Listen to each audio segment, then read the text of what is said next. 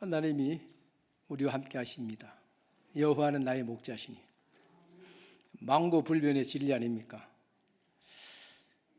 바울 사도의 이방인, 즉 유대 예루살렘 지경을 벗어난 이방인들을 대상으로 한 본격적인 복음 전도의 사역이 지금 진행되고 있습니다. 사도행전은 그 기록이에요. 교회가 탄생하였고 그 교회를 통하여 생명 살리는 복음이 세상 땅끝까지 어떻게 증거되어 나갔느냐는 역사적 기록이에요. 1차 전도여행 무사히 마쳤습니다. 그리고 다시 2차 선교여행을 시작하였습니다. 그런데 바울 사도가 본래 계획하였던 2차 선교여행의 그 방향을 성령께서 강권적으로 막으시는 거예요.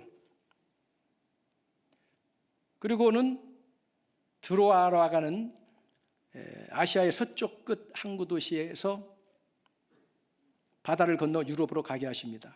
잠깐 지도 보실까요? 저 드로아, 저기에서 배를 타고 사무드라계를 거치고 그리고 유럽 대륙에 상륙하여 네아폴리 지방을 지나 빌립보에 도착해서 거기에서 첫 번 복음 사역을 합니다. 그리고 거기에서 귀신이 들려서 아주 용한 점치는 여종을 그 귀신으로부터 자유케 해주었습니다. 그러자 그 여종을 이용하여 돈벌이 하던 사람들이 바울과 실라를 고소합니다.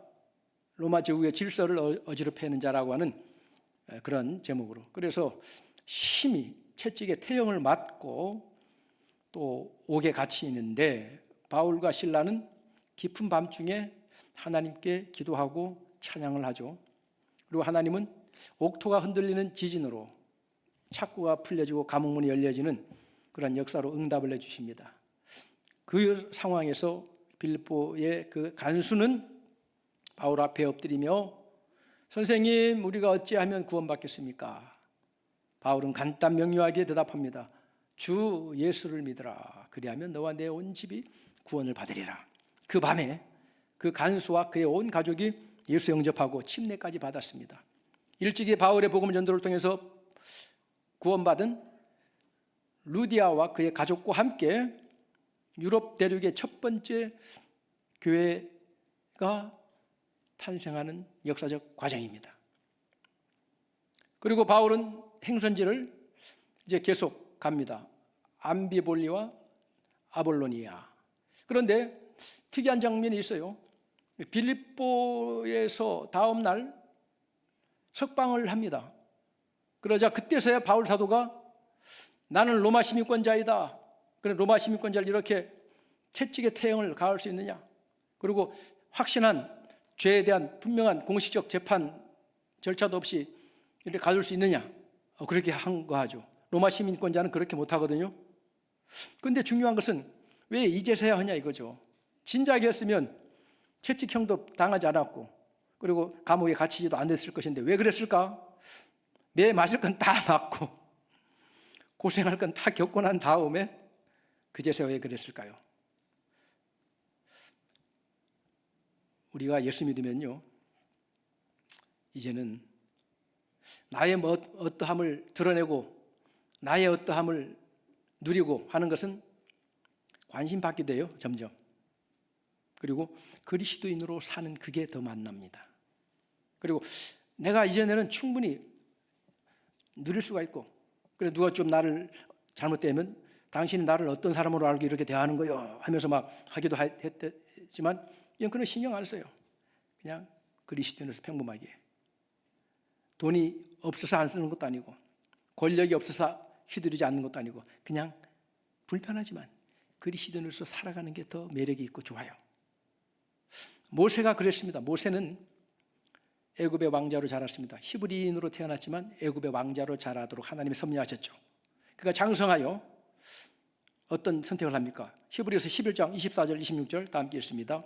믿음으로 모세는 장성하여 바로의 공주의 아들이라 칭함받기를 거절하고 도리어 하나님의 백성과 함께 고난받기를 잠시 죄악의 낙을 누리는 것보다 더 좋아하고 그리스도를 위하여 받는 수모를 애굽의 모든 부하보다 더 큰 재물로 여겼으니 이는 상주심을 바라봄이라. 바로의 공주의 아들, 이야 대단하잖아요. 그 천하를 호령하던 제국의 공주의 아들이니까 얼마나 대단하겠습니까? 그러나 이거 다 소용없어요. 자기의 정체성을 분명히 알 이상은 히브리인으로서 고난받는 것을 더 좋아했다. 왕자의 직분을 버리고 그리스도를 위해 받는 수모를 더 귀하게 했다는 거죠. 바울이 그런 겁니다. 오늘 수많은 그리스도인들이 그렇습니다. 저분은 예전에는 안 저랬었는데 예수 믿고 난 다음 변화했구나. 이런 태도를 통해서 많은 분들이 우리에게 감동을 주기도 하죠. 그래서 바울 일행은 데살로니가로 갑니다. 지도를 다시 한번 보시면 거리가 보통 거리가 아니에요. 빌립보에서 데살로니가까지 그 두 지역을 거쳤지만 약 150km입니다. 엄청난 거리잖아요. 그런데 바울은 1차, 2차, 3차에 걸쳐서 아시아 및 유럽을 망라한 복음 전도를 무사히 합니다. 물론 바울의 열정이 있었기 때문에 가능했지만 또 그 당시에 소위 말하면 도로망, 사회적 인프라라 그러죠. 도로가 참 잘 돼 있었어요. 그런 말이 있죠. 모든 길은 로마로 통한다 라고 하는 말이 있을 정도로 저 당시에 로마 제국은 도로를 깔았습니다. 총 연장 합치면 약 40만 킬로미터, 그 중에 8만 킬로미터는 그 당시 포장도로였어요. 포장은 뭡니까? 돌로, 대리석, 그런 마차가 지나가도 깨지지 않는 돌. 지금도요, 그 도로가 그대로 있어요. 그 도로를 통해서 군사이동을 신속하게 했고 물류 이동을 신속하게 했고 그리고 행정적 그런 전달 사항을 신속하게 했기 때문에 로마 제국을 평정할 수 있었던 거죠. 시오노 나나미라고 하는 로마인 이야기, 아주 역작입니다. 15권으로 된 장서, 아주 일생에 걸쳐서 쓴 일본의 여류 역사학자인데 그 시오노 나나미가 로마 제국의 흥망사를 기록하면서 동양과 서양을 비교한 하나의 특징점을 밝힙니다. 그 무렵 중국에서는 오랑캐들을 막기 위해서 높은 긴 성을 쌓았다. 그게 만리장성이에요. 성을 쌓았다. 그러나 로마인들은 세계로 뻗어나가기 위해서 도로를 닦았다. 1200년이라고 하는 장구한 천년 제국의 영화를 누렸던 로마 제국과 사분오열된 중국의 그 차이의 단점, 그 하나의 단면은 여기에서도 볼 수 있다.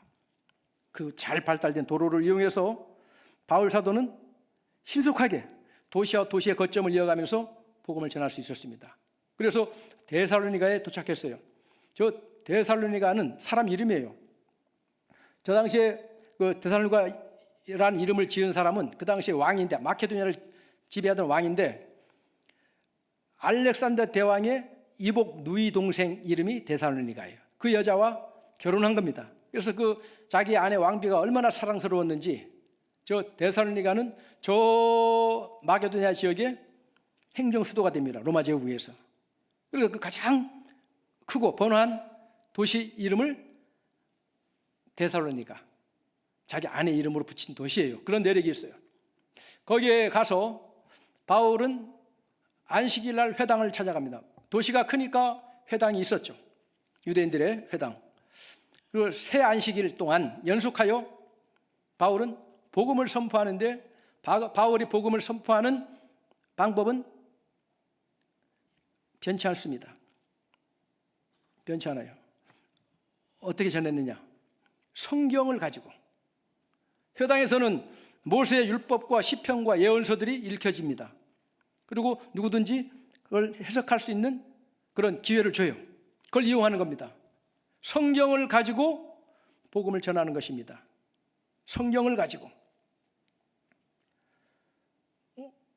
아무리 시대가 바뀌어도 성경을 중심으로 복음을 전해야 되는 거예요.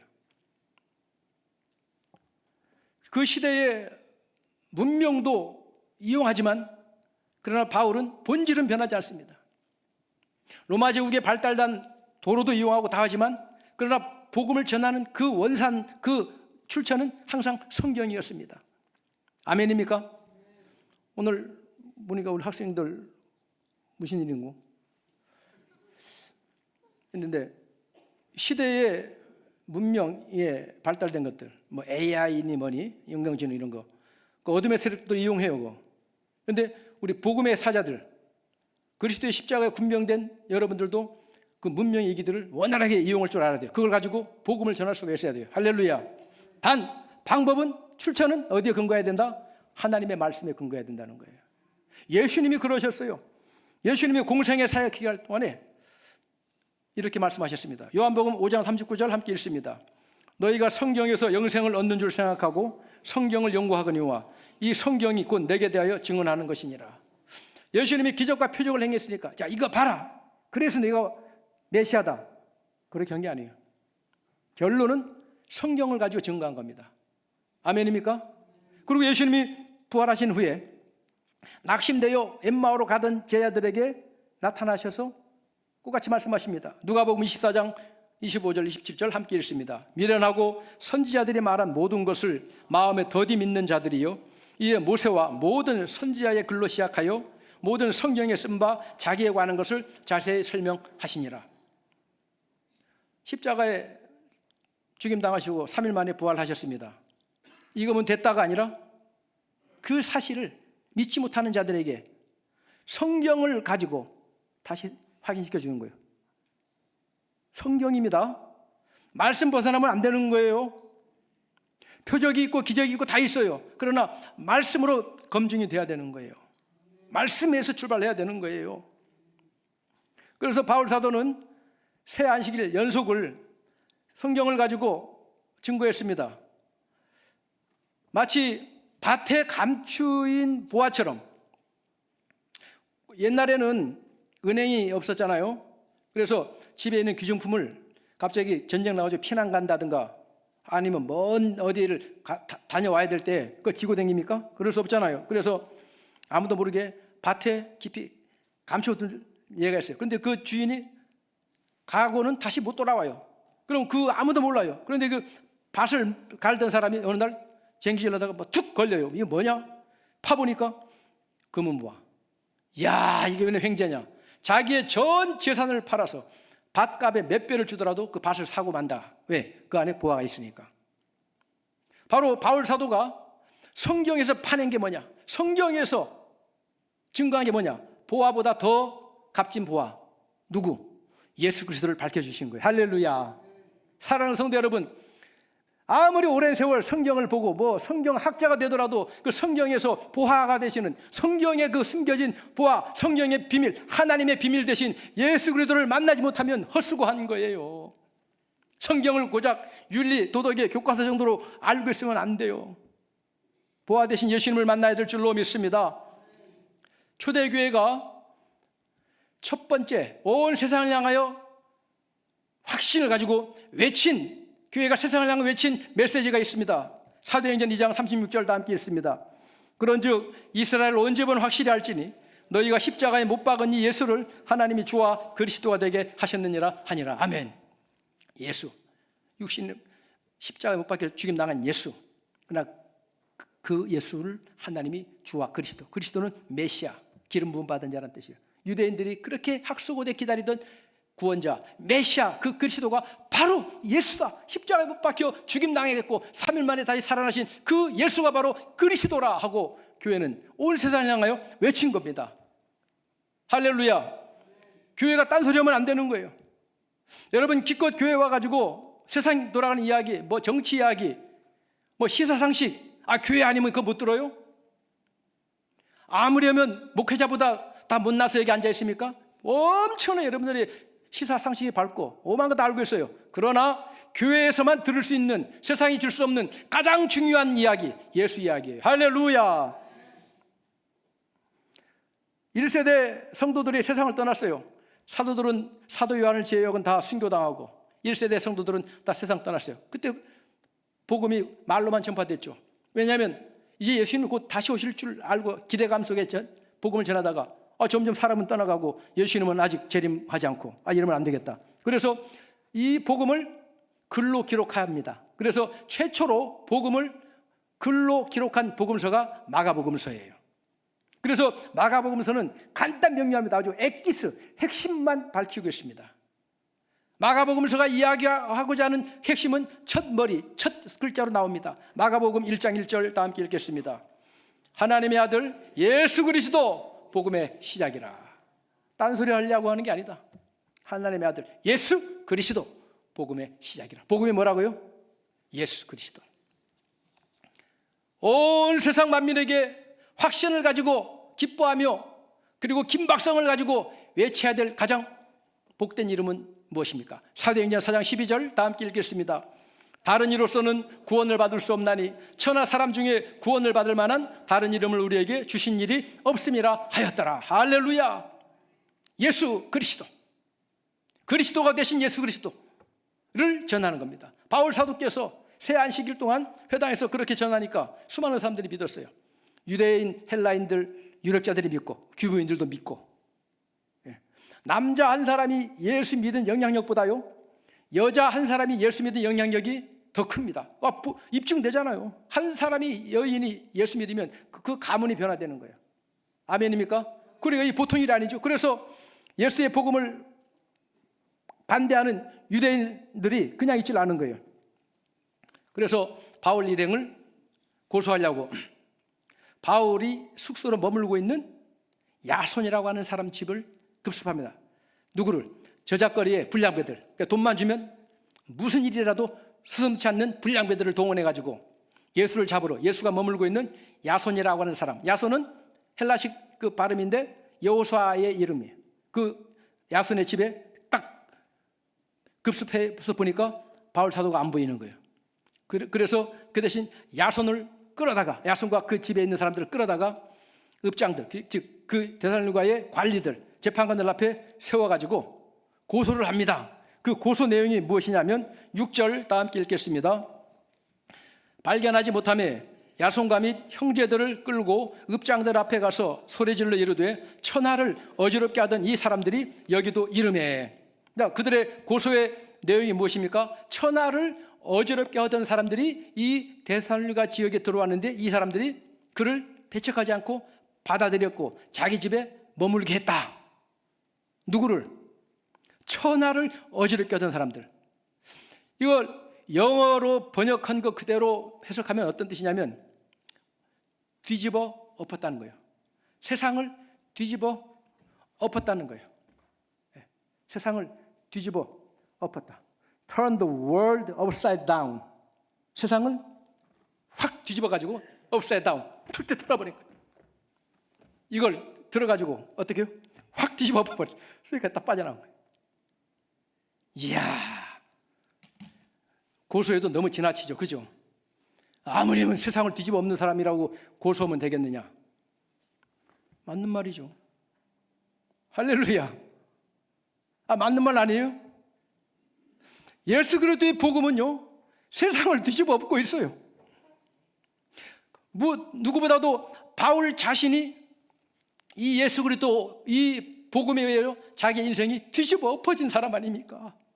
예수를 믿는 사람을 박해하고 잡아 죽이는데 앞장서던 사람이 다메섹 도상으로 가던 길에 그를 기다리고 있던 부활하신 예수님을 빛보다 환한 빛 가운데 예수님을 만나게 되고 그날 이후로 바울은 업사이드 다운 완전히 확 뒤집어져 버린 인생이.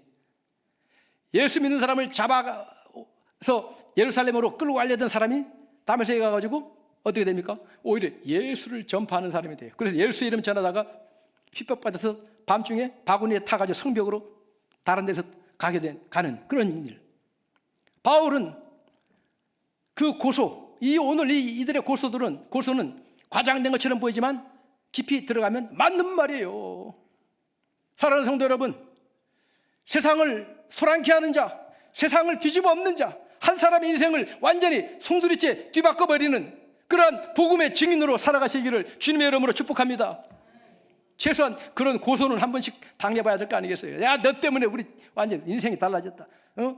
우리 애가 너 만나더만 교회 다니더만 달라졌다. 그 소리 듣기를 주님의 이름으로 축복합니다. 지금도 수많은 사람들이요 예수 때문에 인생이 송두리째 뒤집어 엎어지고 있어요. 과거에 여러분들 우리 한국 기도원 부흥회 전성기 때 있었죠. 기도원 왜 올라갑니까? 왜 금식 기도원 올라갑니까? 뒤집어 엎어지기 위해서. 뒤집어 엎어지기 위해서. 그래서 부흥사 강사님들이 주로 하는 관용어, 오늘 여기 올라오신 분들 그냥 가면 안 됩니다. 다 뒤집어 엎어져야 됩니다. 무엇으로? 복음으로 뒤집어 엎어져야 되는 거예요. 많은 사람들이 그 간증이 있습니다. 수많은 유명인들도 그런 간증이 있습니다. 오늘 그 중에 한 분의 간증 한번 들어보겠습니다. 화면 한번 보실까요? 내가 너를 사랑한다. 너는 나의 사랑을 받기 위해서 이 세상에 태어났단다. 저는 모태신앙으로 태어나서 평생 동안 예수 그리스도 이름으로 기도를 하고 성경을 읽어왔지만 단 한 번도 예수 그리스도의 음성을 직접 들은 적이 없었습니다. 나이가 40이 될 때까지.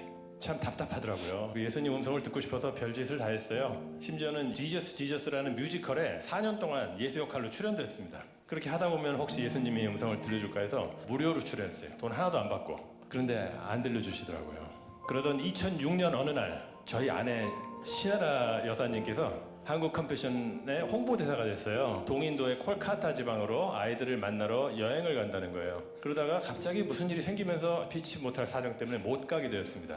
이미 자원봉사자들과 함께 컴패션 여행을 가기로 해놓고 저희 아내가 빠지는 바람에 저에게 대신 부탁을 했어요. 대신 가달라고. 가기 싫어서 막 이렇게 변명하고 하다가 결국 이제 끌려가듯이 가게 됐습니다. 가면서 컴패션 다른 자원봉사자들과 함께 이렇게 막 얼굴 섞이는 게 싫어갖고 저는 혼자 1등석을 타고 갔습니다. 봉사 가면서 텅 빈 자리에 나 혼자 타고 왕처럼 갔습니다. 그런 강팍한 마음을 가지고 인도에 도착하고 또 버스를 갈아타고 한 서너 시간을 달려서 저 시골 교회 컴패션 프로젝트에 도착했습니다. 가는 도중에 저를 인솔해서 간 컴패션의 목사님, 서정인 목사님이 이런 부탁을 했어요. 차인표 씨, 인표 씨가 지금부터 만날 아이들은 이 세상에서 제일 가난하고 보잘것없는 아이들입니다. 이 아이들을 만나시면 아이들을 좀 꼭 안아주십시오. 안아주시고 너희들은 귀한 존재다. 사랑받기 위해서 태어났다. 내가 너희들을 사랑한다. 라고 한마디만 좀 해주십시오. 그거는 충분히 할 수 있죠. 누구나. 나도 그렇게 해야 되겠다라고 생각을 했습니다. 교회 앞에 수백 명의 아이들이 저희를 반기려고 서 있었어요. 흰옷을 입긴 했는데 다 구겨지고 더러워진 흰옷이었습니다. 줄 앞에 있는 아이가 제가 다가가니까 한 6, 7살쯤 된 인도 남자아이인데 저한테 먼저 이렇게 손을 내밀었습니다. 저는 그 아이가 내민 손을 딱 맞잡았습니다. 제가 그 아이의 손을 딱 잡는 그 순간 예수님께서, 제가 수십 년 동안 그 음성을 듣고 싶고 찾아 헤맸던 그 예수님께서 그 아이를 통해서 저에게 음성을 들려주시기 시작했습니다. 인표야, 잘 왔다. 내가 너를 여기서 기다리고 있었어. 이 아이 옆에서 너를 기다리고 있었어. 내가 너를 사랑한다. 너는 나의 사랑을 받기 위해서 이 세상에 태어났단다. 제가 이 아이를 만나면 해주려고 했던 그 말을 이 아이를 통해서 예수님께서 저에게 그대로 해주셨습니다. 저는 예수님을 찾아서 1등석을 타고 무대 위에서 헤매고 있는 동안에 예수님께서는 이 가난하고 보잘것없는 아이 옆에서 저를 기다리고 계셨습니다. 마음이 가난한 자는 복이 있나니 그가 천국을 볼 것이며, 저는 그날 예수님의 음성을 들었습니다. 그리고 저의 인생이 달라졌습니다. 예, 이런 대한민국에서 최고의 톱스타 차인표 씨도 예수님을 만나기 위해서 높은 곳을 찾았죠. 왜? 왕 대신 예수님. 높은 곳에서 못 만났어요. 누구도 가기 꺼려하고 진짜 등 떠밀려서 억지로 갔던 세상에 가장 낮은 곳, 가장 답이 없는 곳에 갔는데 최고의 높으신 분이 거기에 계셨던 거예요. 그렇게 찾아 헤맸는데 거기에 계셨던 거예요. 안병동에서 시한부 판정을 받고 오늘 내일 두려움 속에 머무는 그곳에 가장 높으신 분이 거기서 계세요. 내가 그 자리에 있을 때 그렇게 찾아 헤맸던, 그렇게 만나고 싶었던 주님을 거기서 만나게 돼요. 제가 신앙생활을 하면서 제 인생에서 가장 답이 없는 현장에서 어떤 경우에는 모두가 꺼려하고 왜 하필이면 그 길이냐 하는 그 길을 나도 원치 않는데 이상하게 성령의 강권하심으로 등 떠밀듯 간 그 길 가보니 역시 듣던 대로 어려웠고 힘들었고, 목회 여정에서도 정말 비참한 현실에 있을 때 꼭 그때마다 주님이 저를 만나주시더라고요. 그래서 저는 그 윤복희 권사님의 여러분이라고 하는 노래가 낯설지가 않아요. 그 유행가 아닙니다. 복음을 선가예요. 내가 만약 괴로울 때면 내가 위로해 줄게. 내가 만약 서러울 때면 내가 너의 눈물이 되리. 어두운 밤 험한 길 걸을 때에 내가 너의 등불이 되리. 허전하고 쓸쓸할 때 내가 너의 벗되리라. 나는 너의 영원한 형제야. 나는 너의 친구야. 나는 너의 영원한 노래야. 나는 너의 기쁨이야.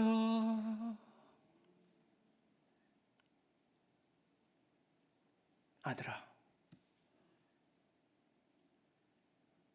너를 사랑한다. 너는 끝난 게 아니야. 너는 실패한 게 아니야. 너는 사랑받기 위해서 존재하는 거야. 할렐루야. 그래서 인생 뒤집어지는 거예요. 예수님을 만났을 때 어디서? 바로 그곳에서. 오늘 여러분의 인생에 가장 원하지 않았던 그 자리, 피할 수만 했다면 평생 동안 피하고 싶었던 그 자리, 그 현실 속에 어떤 경우에는 등 떠밀리듯 끌려 들어간 것처럼, 소용돌이에 말려든 것처럼 빠져들어간 그 자리에 갔을 때 최고의 분을 만나는 겁니다. 인생이 달라지는 거예요. 인생 회복되는 거예요. 믿으시면 아멘입니다. 그래서 이분들이 바울을 그처럼 고소했습니다. 그리고 이렇게 결론을 요청합니다. 7절 다 함께 읽습니다. 야손이 그들을 맞아들였도다. 이 사람들이 다 가이사의 명을 거역하여 말하되 다른 임금 곧 예수라는 이가 있다 하더이다 하니. 즉 결론은 무엇입니까? 가이사가 왕입니다. 그 당시 로마 제국은 가이사가 왕일 뿐만 아니라 신적 존재로 인정받았습니다. 그래서 로마 제국의 온 세상은 가이사가 딱 세팅해 놓은 그대로예요. 죽음 외에는 가이사의 허락 없이는 그 어떤 것도 변화시킬 수 없습니다. 가이사가 딱 장악하는 세상이에요. 그런데 다른 임금이 나타났다는 거예요. 임금이 무엇인가? 최고의 주권자 아닙니까? 내 말 들어라. 아니, 가이사가 왕이요, 가이사만이 참 왕이고 신인데 다른 임금이 나타났답니다. 그 사람이 예수래요. 그냥 두겠습니까? 이런 사람, 이 예수라는 사람을, 가이사의 명을 어기고 내가 왕이다 외치고 다니는 이 예수를 왕이라고 외치고 다니는 사람을 그냥 두겠어요? 당장 처형시켜야지. 그겁니다. 내가 무슨 권세로 이런 일을 하느냐죠. 예수님도 받았던 질문이에요. 갈보리산 십자가에 그 당시에, 아니요, 인류 역사상 가장 처참한 처형 방법이랍니다. 십자가에 달려서 벌거벗겨진 나신으로 비참하게 망가진 피투성이가 된 찢어진 몰골에 피 흘려 숨지신 한 사람, 뭘 볼 게 있습니까? 로마 제국을 위해서 가장 충성된, 인정되는 것이 백부장의 신분이에요.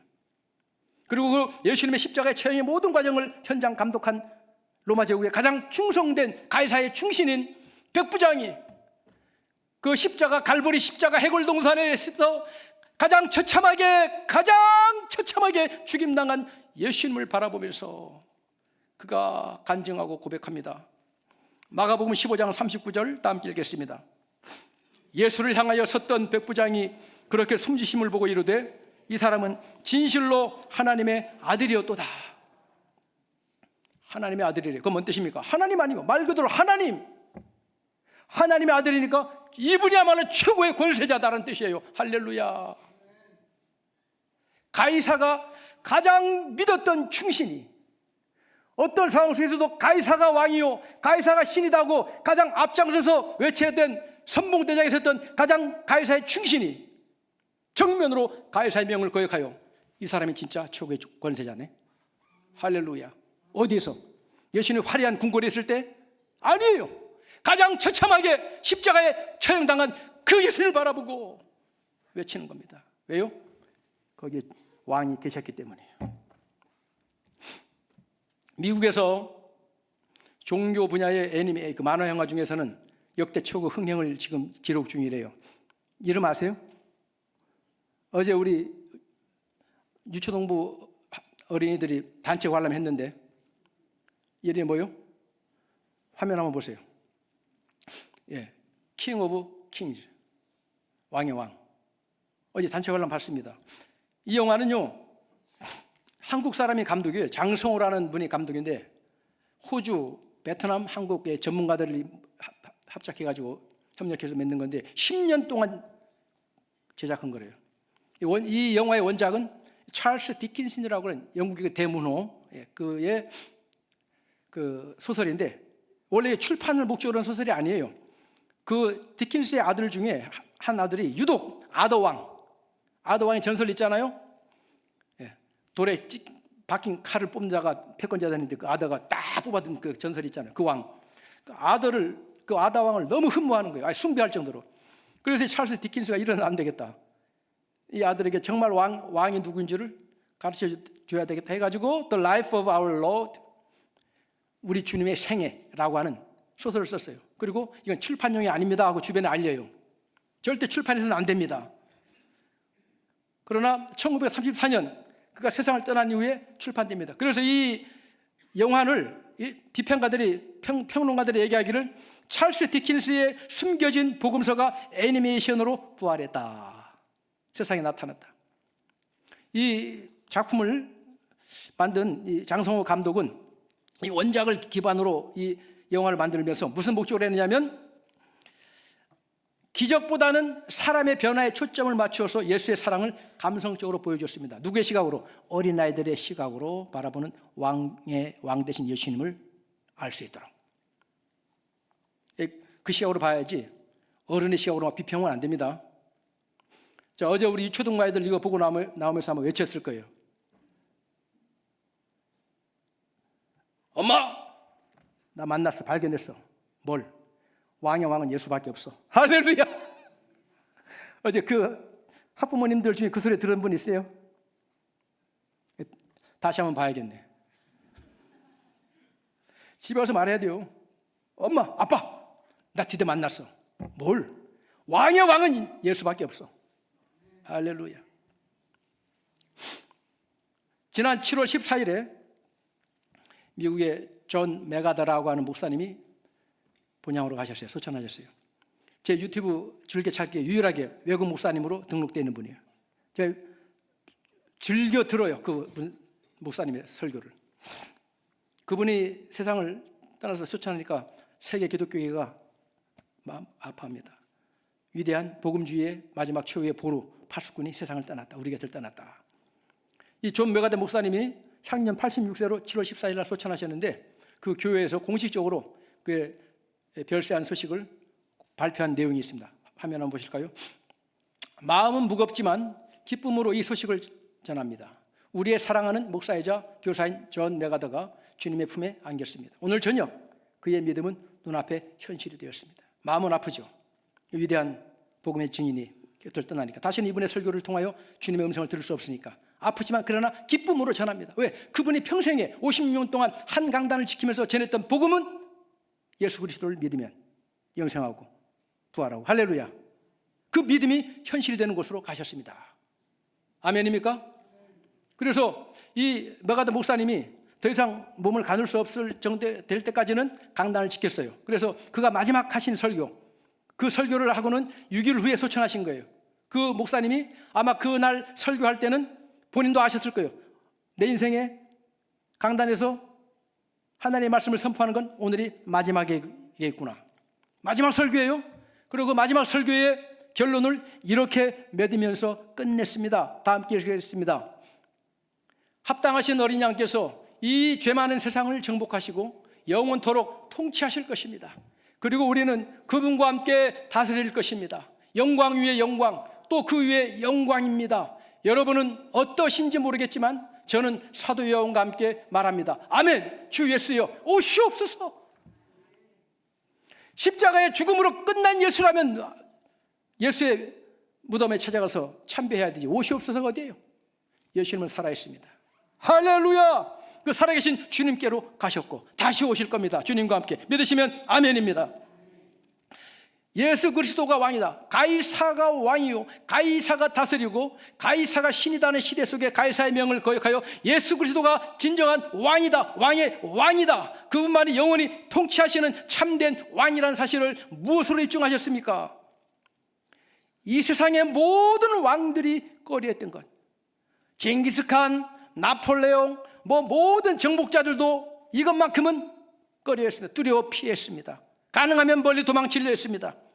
진시황도 피하려고 몸부림쳤지만 결국 정복당하고 말았습니다. 이 세상의 모든 군왕들을 비롯하여 어떤 권력자도, 어떤 지혜자도, 어떤 부자도 정복하지 못하고 피하여 도망가기만 했던 그것을 유일하게 정복하신 분이 있습니다. 그게 무엇입니까? 그 죄와 권세와 사망의 저주를 예수님만 정복하셨기 때문에 예수님만이 진정한 왕임을 입증해 보이셨음을 믿으시면 아멘입니다. 사망아, 사망의 권세, 누가 사망 권세 앞에 버틸 자가 누가 있습니까? 그러나 예수님은 정복하셨습니다. 예수님만이 왕이기 때문에 할렐루야. 왕 되신 예수님, 영원히 다스릴 왕. 여기 유명한 우리 아주 정말 최고의 예술 전문하시는 우리 집사님도 여러분도 계시지만 저는 문외한이에요. 그런데 핸델의 오라토리오 메시아라는 게 있어요. 메시아라는 그 귀한 작품. 근데 그 중에 안 믿는 사람들도 그 핸델의 그 메시아의 작품 중에 이 합창이 울려 퍼지면 하여튼 영문도 모르고 어떤 사람은 자리에 일어나고 다 그래. 하여튼 애국가 빼놓고는 유일하게 앉아서 듣지 않고 일어서서 듣는 노래가 있어요. 핸델의 메시아의 한 장면. 거기에 반복적으로 외치는 가사가 있습니다. 한번 화면 한번 보실까요? 볼륨 올리세요. 볼륨.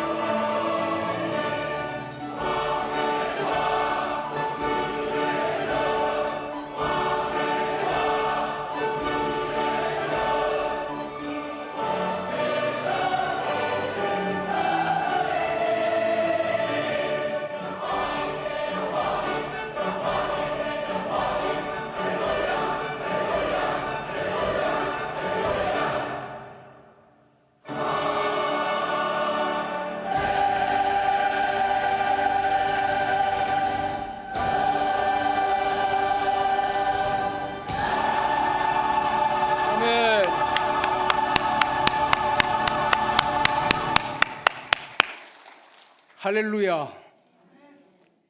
주가 다스리십니다. 주가 다스리십니다. 주님이 왕이십니다. 우리 곁을 떠난 우리의 믿음의 가족들, 우리의 믿음의 선진들은 살아계신 주님, 영원히 다스리시는 주님께로 가셨고 그 주님과 함께 다시 임할 겁니다. 할렐루야. 예수님이 왕이십니다. 예수가 다스리십니다. 두려워 마세요. 쫄지 마세요. 약고 죽지 마세요.